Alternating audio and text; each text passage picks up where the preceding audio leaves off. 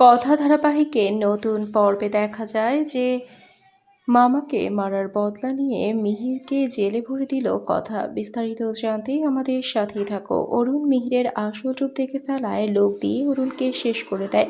এদিকে কথা মামাকে খুঁজতে খুঁজতে পিছিয়ে নিয়েছিল, নিজের অপরাধ ঢাকতে মিহির সরিয়ে দেয় অরুণকে। আর এদিকে গাড়ি থেকে নামার সময় মিহিরের কোটের বোতাম খোলা যায়, আর কথা মামার কাছে যাওয়ার সময় পেয়ে যায় ওটা আর নিজের কাছে রেখে দেয়।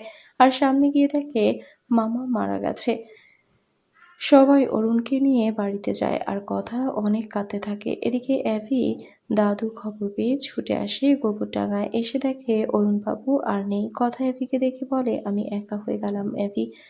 আজ বলে, আমি তোর সব দায়িত্ব আমি নিলাম।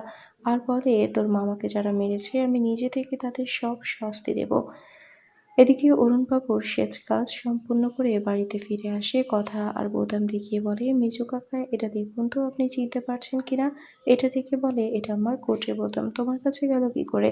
কথা তখন বলে, এটা পড়েছিল আমার মামার পাশে। এটা শুনে চমকে উঠল মিহির, আর অ্যাভি তখন পুলিশকে ডেকে নিজের হাতে তুলে দেয় মিহিরকে। কথার পাশে দাঁড়িয়ে মিহিরকে জেলে ভরে দিল অ্যাভি। তো বন্ধুরা, কি হলো এবার?